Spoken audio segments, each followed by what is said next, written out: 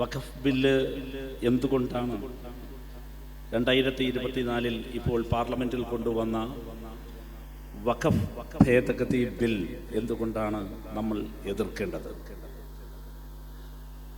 എന്താണ് അതിൻ്റെ പിന്നിലെ രാഷ്ട്രീയം? എങ്ങനെയാണ് അതിന് മേൽ പ്രതിരോധം സൃഷ്ടിക്കേണ്ടത്? ഈ 3 ചോദ്യങ്ങളാണ് ഈ വഖഫ് സംരക്ഷണ സമ്മേളനത്തിൽ പ്രസക്തമായി മാറുന്നത്. എന്തുകൊണ്ട് എതിർക്കണം എന്ന് ചോദിച്ചാൽ നിരവധി കാര്യങ്ങളുണ്ട്. ആ ബില്ലിലൂടെ കടന്നു പോകാൻ ഞാൻ ആഗ്രഹിക്കുകയാണ്. ആ ബില്ലിൽ പ്രത്യേകമായ അധികാരങ്ങൾ കളക്ടറിലേക്ക് കേന്ദ്രീകരിക്കുന്നുണ്ട്. ഈ കഴിഞ്ഞ ദിവസമാണ് ഒരു രാജ്യം ഒരു തിരഞ്ഞെടുപ്പ് എന്ന മുദ്രാവാക്യം RSS മുന്നോട്ട് വെച്ചത്. ശ്രീ രാംനാഥ് കോവിന്ദ് കമ്മിറ്റിയുടെ റിപ്പോർട്ട് യൂണിയൻ ഗവൺമെന്റിന്റെ ക്യാബിനറ്റ് അംഗീകരിച്ചത് ഞാൻ നിങ്ങളും ചർച്ച ചെയ്തു. നമ്മൾ അടിസ്ഥാനപരമായി RSSന്റെ രാഷ്ട്രീയ വീക്ഷണത്തെ കാണണം. RSS അധികാര വികേന്ദ്രീകരണത്തിന്, ജനാധിപത്യപരമായ അധികാരക്രമത്തിന്,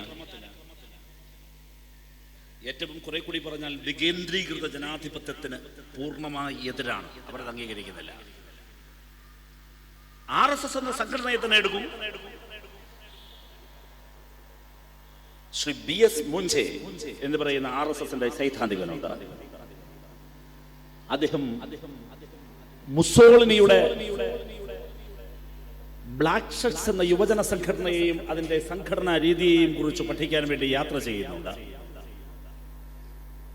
അദ്ദേഹം ഇന്ത്യയിൽ രാഷ്ട്രസങ്കല്പത്തെക്കുറിച്ചും സംഘടനാ സങ്കല്പത്തെക്കുറിച്ചും വളരെ വ്യക്തമായ ഒരു കാഴ്ചപ്പാട് മുന്നോട്ട് വെക്കുന്നുണ്ട്. ആ കാഴ്ചപ്പാട് വളരെ കൃത്യമായിരുന്നു. അദ്ദേഹം പറഞ്ഞത്, ശക്തനായൊരു നേതാവും ആ നേതാവിന്റെ കീഴിലുള്ള ശക്തമായൊരു രാഷ്ട്രം. നമ്മൾ ഇന്ന് കാണുന്ന വിവിധ സംസ്ഥാനങ്ങൾ, ഇന്ത്യൻ യൂണിയൻ അല്ലെങ്കിൽ നമ്മുടെ ഇന്ത്യൻ ഭരണഘടന വിഭാവനം ചെയ്യുന്ന യൂണിയൻ എന്ന് പറയുന്ന വ്യത്യസ്ത സംസ്ഥാനങ്ങളുടെ ഒരു റിപ്പബ്ലിക് എന്ന കാഴ്ചപ്പാടിനെ അവർ അംഗീകരിക്കുന്നില്ല. ഒരു രാജ്യം, ഒരു തിരഞ്ഞെടുപ്പ് എന്നതിലൂടെ ഉദ്ദേശിക്കുന്നതും അധികാരത്തിന്റെ കേന്ദ്രീകരണമാണ്. ഇത് RSSന്റെ പൊതു തത്വമാണ്.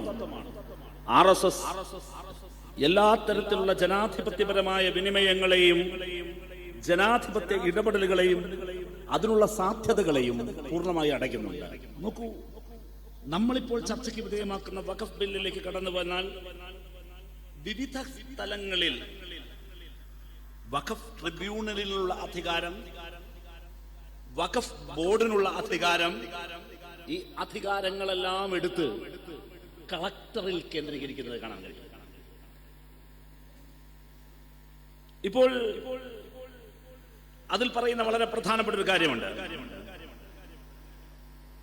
അതിൽ പറയുന്നത്, മുമ്പ് ഈ വഖഫിലേക്ക് ഇവിടെ ഇപ്പോ നസീർ സാർ സൂചിപ്പിച്ചു, വഖഫിലേക്ക് ഒരാൾ ദാനം ചെയ്യുന്നു. നിലവിലുള്ള ഇന്ത്യയിലെ എക്സിസ്റ്റിംഗ് ലോ പ്രകാരം, നിലനിൽക്കുന്ന നിയമപ്രകാരം, വഖഫ് ആക്ട് പ്രകാരം ഏതൊരു വ്യക്തിക്കും വഖഫിലേക്ക് അദ്ദേഹത്തിന്റെ സ്വത്തുക്കൾ ദാനം ചെയ്യാം. മതം ഒരു ഘടകമേ അല്ല. ഒരു ഇതര സമുദായത്തിൽപ്പെട്ടയാളിനും സംഭാവന ചെയ്യാം. പക്ഷേ പുതിയ അമെന്റ്മെന്റിലൂടെ സംഘപരിവാർ ഗവൺമെന്റ് മുന്നോട്ട് വെക്കുന്നു, അത് പ്രാക്ടീസിങ് ഇസ്ലാം പ്രാക്ടീസ് ചെയ്യുന്ന ഒരാൾക്ക് മാത്രമേ സാധിക്കൂ, വേറൊരാൾക്ക് പറ്റില്ല. ഇനി ആരാണ് ഈ ഇസ്ലാം, ആരാണ് ഇസ്ലാം മതം പ്രാക്ടീസ് ചെയ്യുന്ന ഈ സർട്ടിഫൈഡ് ഇസ്ലാം? ആരാണ് സർട്ടിഫൈ ചെയ്യുന്നത്? ആരാണ്? അധികാരം കളക്ടർക്കാണ്. കളക്ടർ പറയുകയാണ് ഒരാൾ ഇസ്ലാമാണ്. അങ്ങനെ കളക്ടർ സർട്ടിഫൈ ചെയ്യുന്ന ആളിന് മാത്രമാണ് അദ്ദേഹത്തിന് ഈ വഖഫ് സ്വത്തുവകകൾ, വഖഫിലേക്ക് സ്വത്തുവകകൾ സംഭാവന ചെയ്യാൻ കഴിയുന്നത്. ബഹുമാന്യനായ MP ശ്രീ NK പ്രേമചന്ദ്രൻ വേദിയിലേക്ക് കടന്നു വരുന്നുണ്ട്.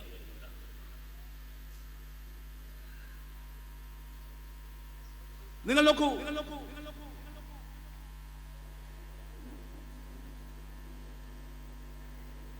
Section 3C wrongful declaration of waqf എന്നൊരു ഭാഗം പറയുന്നുണ്ട്. നമ്മുടെ രാജ്യത്തിന്റെ വൈവിധ്യങ്ങളെയും നമ്മുടെ രാജ്യത്തിന്റെ എല്ലാ നന്മകളുടെയും മുകളിലേക്ക് ബുൾഡോസറുകൾ പായുന്ന കാലത്താണ് നമ്മൾ ജീവിക്കുന്നത്. യഥാർത്ഥത്തിൽ ഈ റോങ്ഫുൾ ഡിക്ലറേഷൻ ഓഫ് വഖഫ് എന്ന കോൺസെപ്റ്റിലൂടെ, എന്ന നിയമ ഭേദഗതിയിലൂടെ ഈ ഗവൺമെന്റ് ലക്ഷ്യം വെക്കുന്നത് രാജ്യത്ത് ഇനി നടക്കാനിരിക്കുന്ന മുഴുവൻ ബുൾഡോസർ രാജിന്റെയും ഒരു മാർഗരേഖ തയ്യാറാക്കിയിടലാണ്.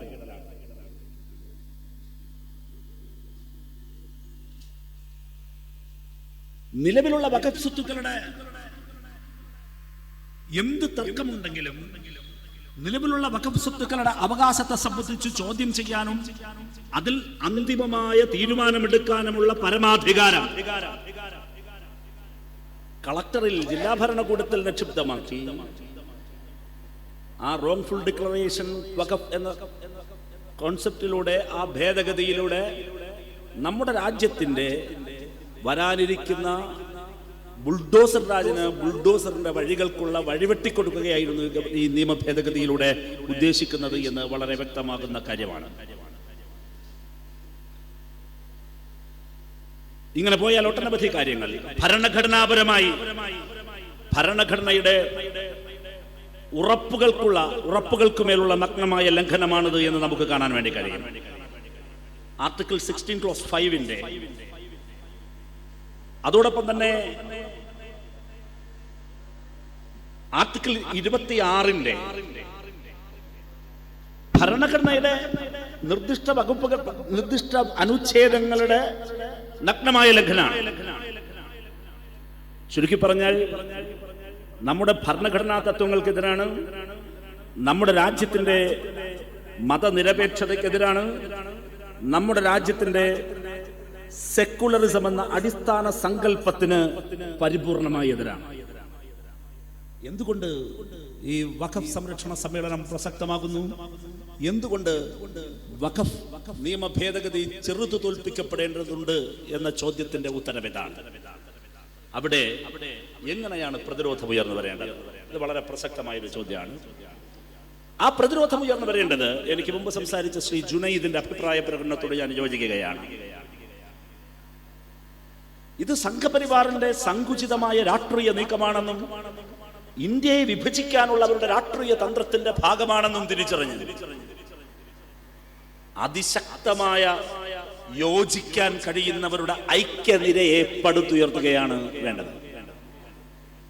നമ്മുടെ ഫോക്കസ് മാറിപ്പോകരുത്.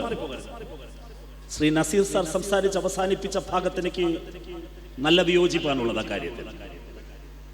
ദീപിക പത്രത്തിലെ ഏതെങ്കിലും ഒരു പുരോഹിതന്റെ ലേഖനത്തിൽ ക്രൈസ്തവ സമൂഹത്തിന്റെയും ക്രൈസ്തവ സഭകളുടെയും പൊതു അഭിപ്രായമായി നമ്മൾ തന്നെ പ്രചരണം കൊടുക്കരുത്. ഏറെക്കാലമായി കേരളത്തിൽ വളരെ ആസൂത്രിതമായി സംഘപരിവാർ നടത്തിക്കൊണ്ടിരിക്കുന്ന ഒരു കാര്യമുണ്ട്. എന്താണത്? ക്രൈസ്തവ മുസ്ലിം വിഭാഗീയത ശക്തിപ്പെടുത്താനുള്ള സംഘടിതമായ ശ്രമമാണ്. കൊണ്ടുപിടിച്ച അത്തരം ശ്രമങ്ങളിൽ തെറ്റിദ്ധരിപ്പിക്കപ്പെടുന്ന ഏതെങ്കിലും ആളുകൾ ഉണ്ടാകും. പക്ഷേ നമ്മൾ അതെല്ലാം ഒരു സമുദായത്തിന്റെ അഭിപ്രായമായിട്ട് നമ്മളതിനെ ജനറലൈസ് ചെയ്ത് പറയാൻ തുടങ്ങിയാൽ വരുന്ന പ്രശ്നം എന്താ? ക്രൈസ്തവ മുസ്ലിം വിഭാഗീയത വളർത്താൻ വേണ്ടി ശ്രമിക്കുന്ന സംഘപരിവാറിന് ഊർജം കൊടുക്കലാണ്. അവിടെയാണ് ശ്രീ ജുനൈദ് പറഞ്ഞത് വളരെ പ്രസക്തമാകുന്നത്. യോജിക്കാൻ കഴിയുന്ന എല്ലാവരുടെയും ഐക്യനിരയെ സൃഷ്ടിക്കുക എന്നതാണ്. സംഘപരിവാറിന് താൽക്കാലികമായി പല മിത്രങ്ങൾ ഉണ്ടാകുന്നു. സംഘപരിവാറിന് താൽക്കാലികമായി പലരെയും മിത്രങ്ങളായി ഉണ്ടാകും. പലരെയും ചേർത്ത് പിടിക്കാൻ ശ്രമിക്കും. എങ്ങനെ?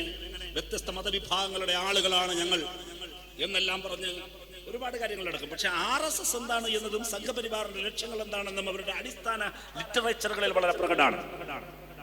വിചാരധാരയുടെ ആഭ്യന്തര ശത്രുക്കൾ എന്ന് പറയുന്ന ഭാഗത്തേക്ക് കടന്നുപോയാൽ ക്രൈസ്തവ പാതിരിമാരെ കുറിച്ചും ക്രൈസ്തവർ നടത്തുന്ന മിഷണറി പ്രവർത്തനങ്ങളെ വക്രീകരിച്ചുകൊണ്ടും എഴുതിയിരിക്കുന്ന ഒട്ടനവധി ഭാഗങ്ങൾ കടുത്ത ഭാഷയിൽ കടന്നു പോകുന്നത് കാണാൻ കഴിയും. ഒരിക്കലും യോജിക്കാൻ കഴിയാത്ത വിധം സംഘപരിവാറിന് രാഷ്ട്രീയമായും പ്രത്യയശാസ്ത്രപരമായും വിയോജിപ്പുള്ളവരാണ് ക്രൈസ്തവരെന്ന് വിചാരധാര അസന്നിഗ്ധമായി പ്രഖ്യാപിക്കുന്നുണ്ട്.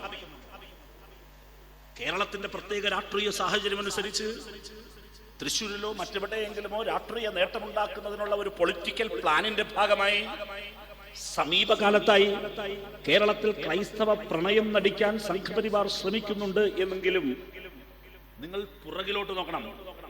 വെറുതെ യൂട്യൂബിലേക്ക് കയറി ഈ കേരളത്തിൽ തന്നെ ശശികല ടീച്ചറെ പോലുള്ളവർ നടത്തിയിട്ടുള്ള ഭ്രാന്തമായ വർഗീയ പ്രഭാഷണങ്ങളിലേക്ക് വെറുതെ ഒന്ന് യൂട്യൂബിലൂടെ കടന്നു പോയാൽ നിങ്ങൾക്ക് നിങ്ങളുടെ വിരൽത്തുമ്പിൽ കാണാൻ കഴിയുന്നത് അങ്ങേയറ്റത്തെ ക്രൈസ്തവ വിരുദ്ധത പ്രസംഗിക്കുന്ന ശശികല ടീച്ചറെയാണ്. പിന്നെന്താ ഇപ്പോഴൊരു ക്രൈസ്തവ പ്രണയം? അതാണ് ഞാൻ പറഞ്ഞത്, അതൊരു പ്രത്യേക രാഷ്ട്രീയ പ്ലാനിന്റെ ഭാഗമാണ്, ഒരു പ്രത്യേക രാഷ്ട്രീയ പദ്ധതി. എന്താണ് രാഷ്ട്രീയ പദ്ധതി? കേരളത്തിന്റെ പ്രത്യേക സാമൂഹിക ഘടനയനുസരിച്ച് കേരളത്തിലവർക്ക് പൊളിറ്റിക്കൽ എഡ്ജ് ഉണ്ടാക്കാൻ, രാഷ്ട്രീയമായ നേട്ടമുണ്ടാക്കാൻ മുസ്ലിം ക്രൈസ്തവ വിഭാഗീയത വളർത്തുക എന്നത് അവരുടെ പൊളിറ്റിക്കൽ പദ്ധതിയാണ്. ഒരു കൂട്ടം പേർ സംഘടിതമായി അത്തരം പദ്ധതികൾ തുടർച്ചയായി ആവിഷ്കരിച്ച് പ്രൊപ്പഗാൻഡ നടത്തിക്കൊണ്ടിരിക്കുമ്പോൾ അതിൽ തെറ്റിദ്ധരിക്കപ്പെടുന്ന ഏതെങ്കിലും ആളുകളുണ്ടാകാം. പക്ഷേ ഇങ്ങനെ ഒരു പൊളിറ്റിക്കൽ പ്ലാൻ സംഘപരിവാറിനുണ്ടെന്നും അത് സംഘപരിവാറിന്റെ പൊളിറ്റിക്കൽ പ്ലാൻ ആണെന്നും വഖഫ് ബിൽ ഭേദഗതി കൊണ്ടുവരുന്നതും സംഘപരിവാറിന്റെ പൊളിറ്റിക്കൽ പ്ലാൻ ആണെന്നും കൃത്യമായി മനസ്സിലാക്കി നമ്മൾ സംഘപരിവാറിനെതിരായ ഈ ഗവൺമെന്റിന്റെ ഭരണഘടനാ വിരുദ്ധമായ നീക്കങ്ങൾക്കെതിരായ ഫോക്കസിൽ കുന്തമുന കേന്ദ്രീകരിക്കണം. യോജിക്കാൻ കഴിയുന്ന മുഴുവൻ പേരും പാർലമെന്റിൽ യോജിപ്പിന്റെ ശബ്ദമാണ് ഉയർത്തിയത്. പാർലമെന്റിന് പുറത്ത് യോജിപ്പിന്റെ ശബ്ദമാണ് ഉയർത്തിയത്. ഇക്കഴിഞ്ഞ ദിവസം കേരള സംസ്ഥാന ഗവൺമെന്റ് തന്നെ മുൻകൈയെടുത്ത് വഖഫ് ബോർഡും വഖഫ് വകുപ്പും ചേർന്ന് മന്ത്രി തന്നെ മുൻകൈയെടുത്ത് എറണാകുളത്ത് വെച്ച് ഈ വഖഫ് ഭേദഗതിയുമായി ബന്ധപ്പെട്ട് ശുപാർശകൾ കൊടുക്കുന്നതിന്റെ അഭിപ്രായങ്ങൾ കൊടുക്കുന്നതിനുള്ള ഒരു അഭിപ്രായ രൂപീകരണം നടത്തുകയുണ്ടായി. ഞാനതിലുണ്ടായിരുന്നു. കോൺഗ്രസിനെ പ്രതിനിധീകരിച്ചു ശ്രീ ഹൈബി ഈഡൻ അതിലുണ്ടായിരുന്നു. ലീഗിനെ പ്രതിനിധീകരിച്ചു ശ്രീ ഹാരിസ് ബീരാൻ വന്നിരുന്നു. വ്യത്യസ്ത മതസംഘടനകൾ, രാഷ്ട്രീയ പ്രവർത്തകർ, എല്ലാവരുടെയും അഭിപ്രായം സംസ്ഥാന ഗവൺമെന്റിന്റെ ആ ഇടപെടലിനെ ഞാൻ പ്രത്യേകം പ്രശംസിക്കുകയാണ്. അങ്ങനെ ഒരു അഭിപ്രായ രൂപീകരണത്തിലൂടെ യോജിക്കാൻ കഴിയുന്നവരാരൊക്കെ? ഇത് ഭരണഘടനാ സംരക്ഷണത്തിന്റെ പ്രശ്നമാണ്, വഖഫ് സംരക്ഷണത്തിന്റെ പ്രശ്നം എന്ന് നമ്മൾ ആവർത്തിച്ചു പറയുമ്പോൾ തന്നെ ഇന്ത്യൻ ഭരണഘടനാ തത്വങ്ങളുടെ സംരക്ഷണത്തിനുള്ള ചെറുത്തുനിൽപ്പാണിത് എന്ന നിലയിൽ ഈ വഖഫ് സംരക്ഷണ പ്രതിഷേധങ്ങളെയും പ്രതിരോധങ്ങളെയും ജനാധിപത്യപരമായി വികസിപ്പിക്കേണ്ട ഉത്തരവാദിത്വം നമുക്കുണ്ട്. അങ്ങനെ വികസിപ്പിക്കണം. ഇവിടെ യഥാർത്ഥത്തിൽ സംഭവിക്കുന്നത് എന്താണ്? ഈ ഭേദഗതികളൊന്നുമില്ലാതെ തന്നെ ബുൾഡോസറിന്റെ പൽചക്രങ്ങൾക്കടിയിൽ നിരിഞ്ഞമർന്നുപോയ, തകർത്തെറിയപ്പെട്ട എത്രയെത്ര വഖഫ് സ്വത്തുക്കളാണ്, വ്യക്തികളുടെ സ്വത്തുക്കളാണ്.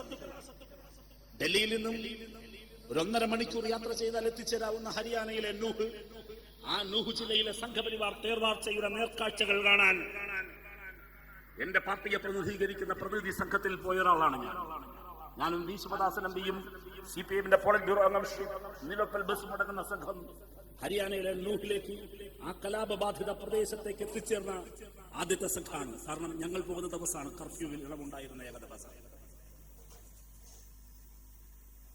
ഇവിടെ എനിക്ക് വിവരിക്കാൻ കഴിയാത്ത വിധം വിവരണാതീതമായ കാഴ്ച.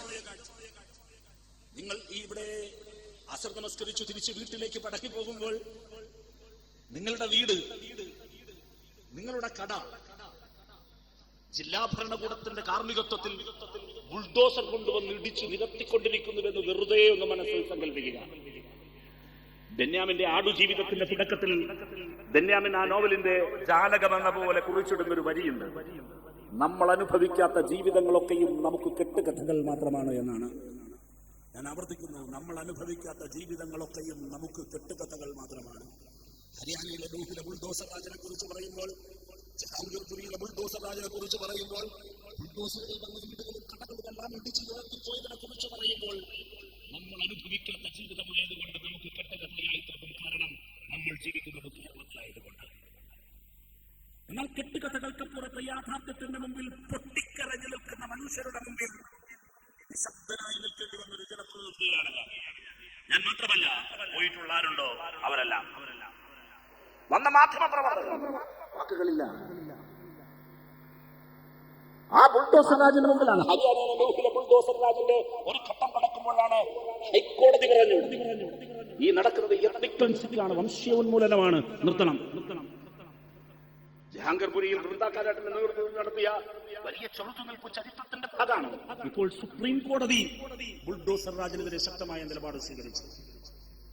എന്റെ പ്രിയപ്പെട്ടവരെ, സംഘപരിവാർ RSS ജന്മമെടുത്തിട്ട് ഈ 25-ന് 100 വർഷം പൂർത്തിയാകുകയാണ്. 2025 RSS ലക്ഷ്യം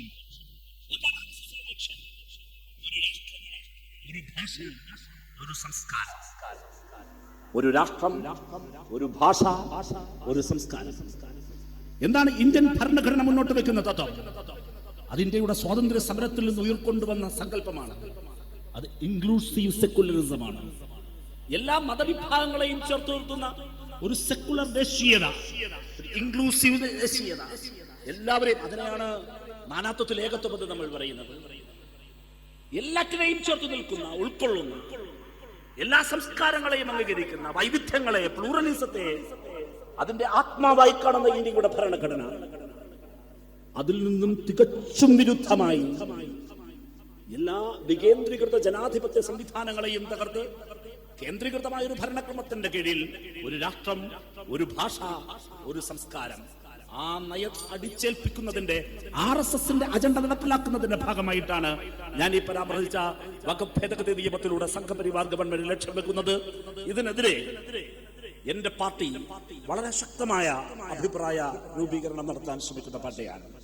പാർലമെന്റിനുള്ളിൽ അതിശക്തമായി ഈ ജനാധിപത്യ വിരുദ്ധവും മുസ്ലിം വിരുദ്ധവും ഭരണഘടനാ വിരുദ്ധവുമായ ഈ നീക്കത്തിനെതിരെ എന്റെ പാർട്ടി നിലപാടെടുക്കും, നിലയുറപ്പിക്കും.